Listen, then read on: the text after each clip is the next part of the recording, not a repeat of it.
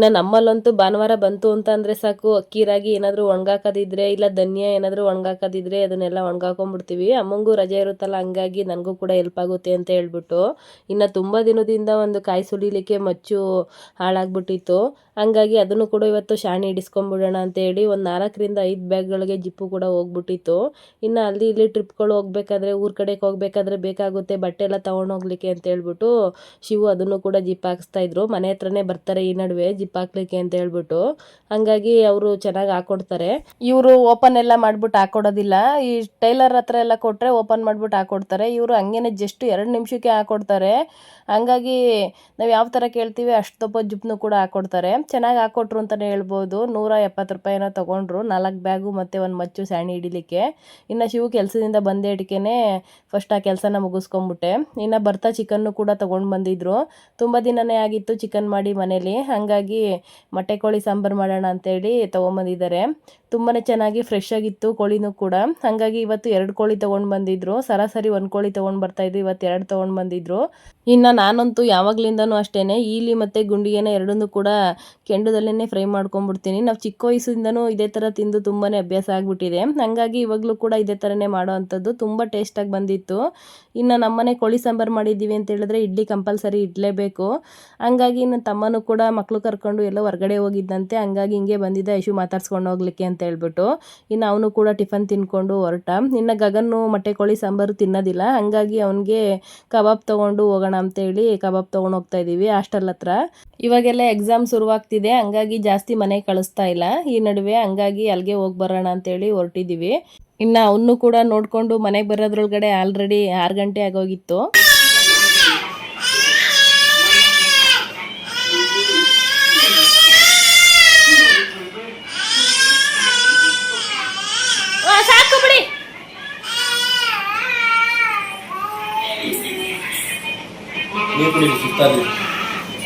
ಇದು ಸೋಮವಾರದ್ದು ವಿಡಿಯೋ, ಹಂಗೇನೆ ಕಂಟಿನ್ಯೂ ಮಾಡ್ತಾ ಇದ್ದೀನಿ. ಭಾನುವಾರ ಸೋಮವಾರ ಇನ್ನು ಬಿಸಿಲಿರೋದ್ರಿಂದ ಇವತ್ತು ರಾಗಿ ಸರಿ ಮಾಡಲಿಕ್ಕೆ ಕೂಡ ರಾಗಿನೂ ಒಣಗಾಕಿದ್ದೀನಿ. ಮೆಂತ್ಯ ಮತ್ತು ಗೋಧಿ, ಉದ್ದಿನ ಕಾಳು ಅದನ್ನು ಕೂಡ ಒಣಗ್ಲಾಕಕ್ಕೆ ಇಟ್ಟಿದ್ದೀನಿ. ಇವಾಗ ಅದು ಕೂಡ ಚೆನ್ನಾಗಿ ಬಿಸಿಲಿಗೆ ಒಣಗ್ತಾ ಇದೆ.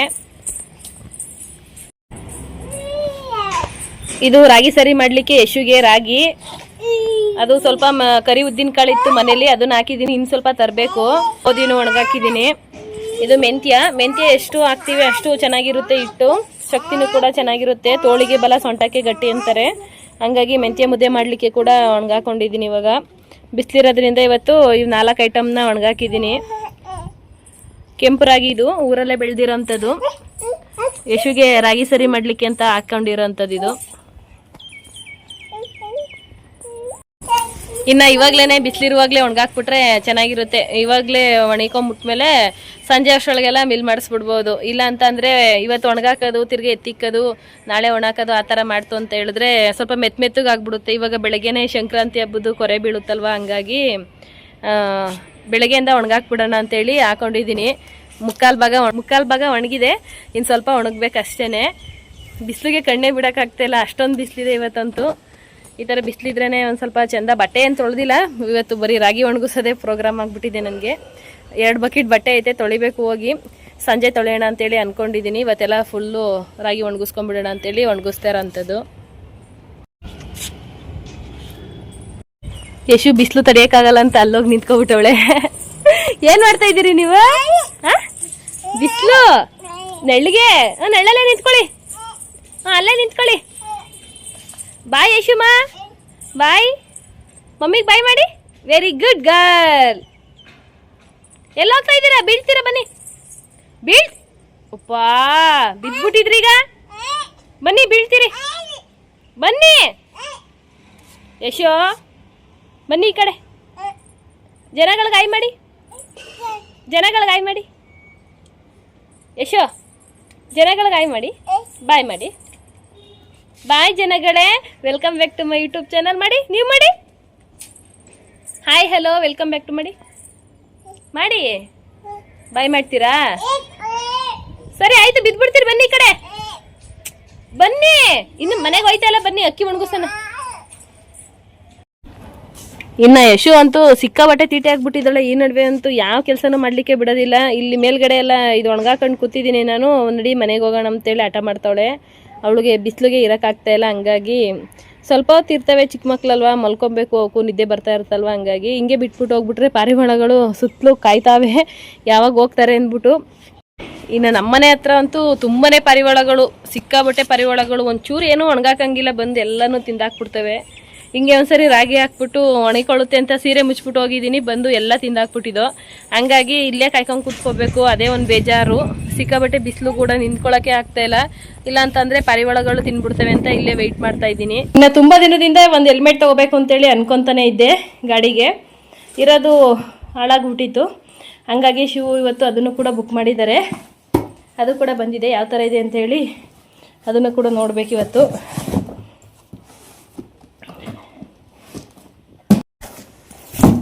ಓಪನ್ ಮಾಡೋದಾ?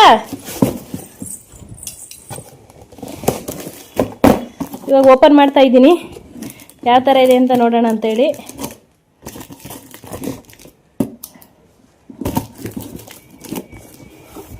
ಕೈ ತೆಗೀರಿ.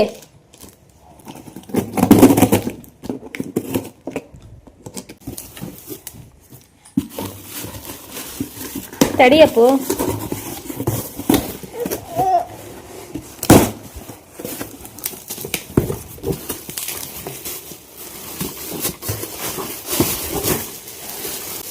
ತಡಿಯಪ್ಪು, ಓಪನ್ ಮಾಡೋಣ. ಎಲ್ಲ ಕಟ್ ಮಾಡೋಣ, ಕೊಡಿಲಿ ನೋಡೋಣ ಹೆಂಗೈತೆ ಅಂತ.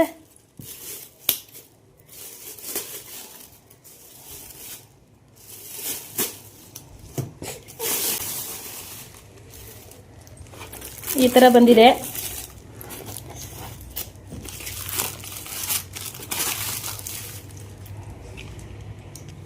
ಕೀಳ್ಬಾರ್ದು, ತಡೀರಿ. ತುಂಬ ಚೆನ್ನಾಗಿದೆ ಕಲರು ಎಲ್ಲ.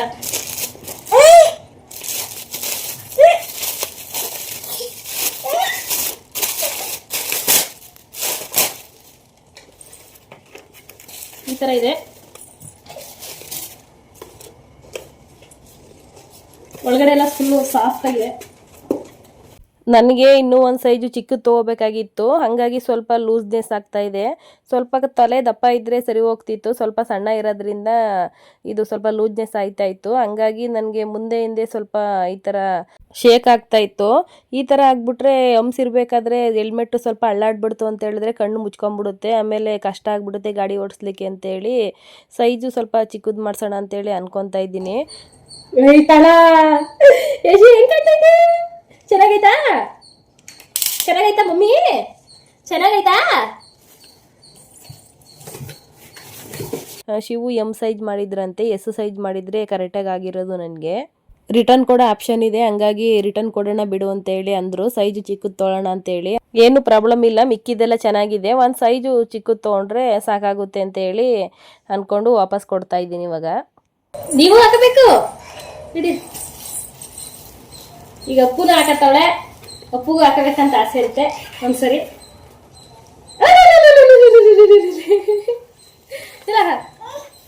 ಎಲ್ಲ ಆಯ್ತಾ? ಎಲ್ಲ ಆಯ್ಕಳಿ. ಇಲ್ಲಿ ಕರಿ ಕಳಿ. Good guy. ವಾ, ಅಪ್ಪುನ ಹಾಕಬಿಟ್ಟವಳೆ. ಬೇಡವಾ? ಹೆಲ್ಮೆಟ್ ರಾಣಿ ಚೆನ್ನಾಗೈತಾ? Super super.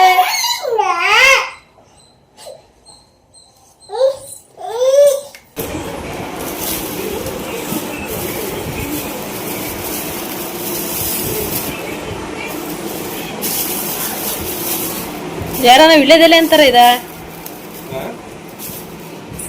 ಈ ತರ ಕಸ ತರ ತಗೊಂಬಂದಿದೆ. 10 ರೂಪಾಯಿಗೆ ಎಲೆ ಹಾಕು ಅಂತಂದು ಹಿಂಗ ಒಂದ್ ಇಡೀ ಹಿಂಗ ಹಾಕ್ತಾವ.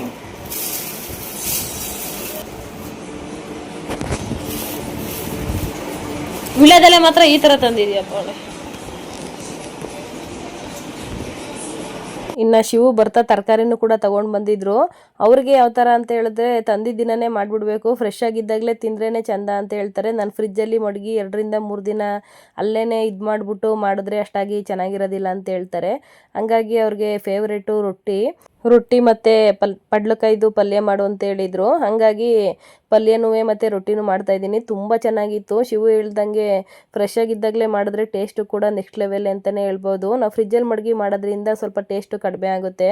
ಹಂಗಾಗಿ ಅವರು ಮನೆಗೆ ಬಂದರೆ ಜಾಸ್ತಿ ರೊಟ್ಟಿ ಚಪಾತಿ ಈ ಥರ ಕೇಳೋ ಅಂಥದ್ದು. ಹಂಗಾಗಿ ಇವಾಗ ಚಪಾತಿ ಕೂಡ ಮಾಡ್ತಾಯಿದ್ದೀನಿ. ಒಂದೊಂದು ಮಾಡಲಿಕ್ಕೆ ಲೇಟ್ ಆಗುತ್ತೆ ಅಂತ ಹೇಳ್ಬಿಟ್ಟು ಎರಡೆರಡು ಒಟ್ಟಿಗೆ ಬೇಯಿಸ್ತಾ ಇರೋವಂಥದ್ದು.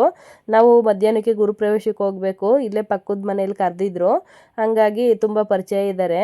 ಅವರು ಕೂಡ ನಮ್ಮ ಪಾಪು ಬರ್ತಡೇಲೆಲ್ಲ ಬಂದಿದ್ದರು. ಹಂಗಾಗಿ ನಾವು ಹೋಗೋಣ ಅಂತೇಳಿ ಅಂದ್ಕೊಂಡಿದ್ದೀನಿ. ಅಮ್ಮನೂ ಕೂಡ ಇದ್ದಾರಲ್ಲ, ಹಂಗಾಗಿ ಪಕ್ಕದ ಮನೆಯೇ ಅಲ್ವಾ, ಹೋಗೋಣ ಅಂತೇಳಿ ಅಂದ್ಕೊಂಡಿರೋ ಅಂಥದ್ದು. ಅಮ್ಮ ಇಲ್ಲ ಅಂತ ಹೇಳಿದ್ರೆ ಹೋಗ್ತಿರ್ಲಿಲ್ಲ, ಯಶು ಇಟ್ಕೊಂಡು ಹೋಗ್ಲಿಕ್ಕೆ ಆಗಲ್ಲ ಅಂತ ಹೇಳ್ಬಿಟ್ಟು. ಅಮ್ಮ ಇರೋದ್ರಿಂದ ನನಗೂ ಕೂಡ ಹೆಲ್ಪ್ ಆಗುತ್ತೆ.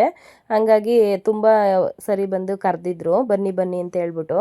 ಹಂಗಾಗಿ ಹೋಗ್ತಾ ಇರೋಂಥದ್ದು. ಇನ್ನು ಶಿವು ಇವಾಗ ಊಟನೂ ಕೂಡ ಮುಗಿಸ್ಕೊಂಡು ಡ್ಯೂಟಿಗೆ ಹೋಗ್ತಾರೆ. ಊಟ ಅಂತ ಹೇಳಿದ್ರೆ ಅವ್ರಿಗೆ ಇದೇ ಟಿಫನ್ನು ಊಟ ಎರಡನ್ನೂ ಒಟ್ಟಿಗೆ ಮಾಡ್ಕೊತಾ ಇದ್ದಾರೆ. ಹಂಗಾಗಿ ನಾವು 1 ಗಂಟೆಗೆ ಗುರುಪ್ರವೇಶಕ್ಕೆ ಹೋಗ್ಬೇಕಲ್ಲ, ಹಂಗಾಗಿ ಇವಾಗ ಟೈಮ್ ಬಂದು 10 ಗಂಟೆ ಆಗಿದೆ. ಇವಾಗ ನಾವು ಕೂಡ ಟಿಫನ್ನ ಮುಗಿಸ್ಕೊತೀವಿ. ಅಲ್ಲಿಗೆ ಹೋಗೋಷ್ಟರೊಳಗೆ ಸರಿ ಹೋಗುತ್ತೆ ಅಂತ ಹೇಳ್ಬಿಟ್ಟು. ಇನ್ನು ಸತ್ಯನಾರಾಯಣ ಸ್ವಾಮಿ ಪೂಜೆನೂ ಇದೆ ಅಂತ ಹೇಳಿ ಕರೆದಿದ್ರು ನೈಟೇನೆ. ನಮ್ಮನೇಲಿ ಚಿಕನ್ ಸಾಂಬಾರು ಮಾಡಿದ್ವಿ ನೈಟು ಅಂದ್ಬಿಟ್ಟು ನಾವು ಹೋಗಿರಲಿಲ್ಲ. ಸೋಮವಾರ ಆದರೆ ನಾವು ತಿನ್ನೋದಿಲ್ವಲ್ಲ, ಹಂಗಾಗಿ ಎಲ್ಲನೂ ಕೂಡ ಖಾಲಿ ಮಾಡಿಬಿಟ್ಟು ನೈಟೇನೆ ಇವತ್ತು ಎಲ್ಲ ಕ್ಲೀನ್ ಮಾಡ್ಕೊಂಬಿಟ್ಟು ಹೋಗೋಣ ಅಂತೇಳಿ ಹೊರಟಿರೋ ಅಂಥದ್ದು. ಸತ್ಯನಾರಾಯಣ ಸ್ವಾಮಿ ಪೂಜೆಗೇನು ಹೋಗೋದಿಲ್ಲ ನಾವು, ಯಾಕಂದರೆ ಹೋದರೆ ಪೂರ್ತಿ ಕೇಳಬೇಕಂತೆ ಕತೆನ. ಇಲ್ಲ ಅಂತ ಹೇಳಿದ್ರೆ ಅರ್ಧಕ್ಕೆಲ್ಲ ಬರಬಾರ್ದು ಅಂತೇಳಿ ಶಿವು ಹೇಳ್ತಾ ಇದ್ರು. ಇನ್ನು ಯಶು ಇಟ್ಕೊಂಡು ನಾನು ಹೋಗ್ಲಿಕ್ಕಾಗಲ್ಲ, ಅಮ್ಮ ಇದ್ರೂ ಕೂಡ ಅವಳು ತುಂಬಾ ಹಠ ಮಾಡೇ ಮಾಡ್ತಾಳೆ. ಹಂಗಾಗಿ ಸ್ವಲ್ಪ ಹೊತ್ತು ಮಲ್ಕೊಂಡಿದ್ಲು. ಪೂಜೆ ಎಲ್ಲ ಮುಗಿದ್ಮೇಲೆ ಗುರುಪ್ರವೇಶ ಮಧ್ಯಾಹ್ನಕ್ಕಲ್ವಾ, ಹಂಗಾಗಿ ಒಂದು 12:30 ಅಷ್ಟೊಳಗೆ ಹೋಗೋಣ ಅಂತೇಳಿ ಅಂದ್ಕೊಂಡು ಇವಾಗ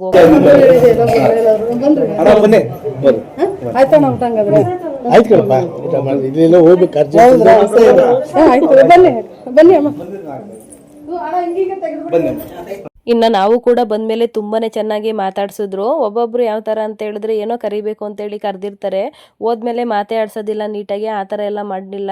ನನಗಂತೂ ತುಂಬಾ ಇಷ್ಟ ಆಯಿತು. ಬಂದಿದ್ದಕ್ಕೂ ಕೂಡ ಒಂದು ಖುಷಿ ಅಂತ ಹೇಳಿ ಅನ್ನಿಸ್ತು. ತುಂಬ ಚೆನ್ನಾಗಿ ಮಾತಾಡಿಸಿ ನಮಗೂ ಕೂಡ ಪ್ರಸಾದ ಎಲ್ಲ ಕೊಟ್ಬಿಟ್ಟು ಫೋಟೋ ಎಲ್ಲ ಇಡಿಸಿದ್ರು. ನಾವು ಕೂಡ ಅವ್ರ ಸಂಬಂಧಿಕರು ಅನ್ನೋ ಥರನೇ ತುಂಬಾ ಚೆನ್ನಾಗಿ ನಮ್ಮನ್ನ ಮಾತಾಡಿಸ್ಕೊಂಡು ಫೋಟೋ ಕೂಡ ಇಡಿಸಿದ್ರು. ಹಂಗಾಗಿ ತುಂಬಾ ಖುಷಿ ಆಯಿತು ಅಂತಲೇ ಹೇಳ್ಬೋದು. ಇನ್ನು ಅರ್ಶಿನ ಕುಂಕುಮ ಕೂಡ ಕೊಟ್ಟು ರಿಟರ್ನ್ ಗಿಫ್ಟು ಕೂಡ ತೊಗೊಂಡು ಬಂದಿದ್ರು. ಹಂಗಾಗಿ ಅದನ್ನು ಕೂಡ ಕೊಟ್ಟರು. ನಾವು ಕೂಡ ಈಸ್ಕೊಂಡು ಇವಾಗ ಊಟಕ್ಕೆ ಹೋಗೋಣ ಅಂತೇಳಿ ಹೋಗ್ತಾ ಇದ್ದೀವಿ. ನೋಡಿ ಹೂವು ಮಾಡ್ಕೊಂಡಿದ್ದೀರಾ ನೀವು? ಆಯ್ ಮಾಡಿ ಮಮ್ಮಿಗೆ ಆಯ್ ಮಾಡಿ. ಮಾಡಲ್ಲ? ಇನ್ನು ನಾನು ಬಂದು ಈ ಏರಿಯಾಗೆ 3 ವರ್ಷ ಆಯಿತು. ನಂದು ಬಂದ ಮೇಲೆ ಇದೇ ಫಸ್ಟ್ ಫಂಕ್ಷನ್ ಅಂತಲೇ ಹೇಳ್ಬೋದು. ನಾನು ಇಲ್ಲಿವರೆಗೂ ಯಾವುದೇ ಫಂಕ್ಷನ್ಗಾಗಲಿ ಎಲ್ಲಿಗೆ ಆಗಲಿ ಹೋಗಿರಲಿಲ್ಲ. ಮನೆ ಬಿಟ್ಟು ಕೆಳಗಡೆನೇ ಬರ್ತಾ ಇರಲಿಲ್ಲ. ಇದೇ ಫಸ್ಟ್ ಟೈಮು ಬಂದಿರೋ ಅಂಥದ್ದು.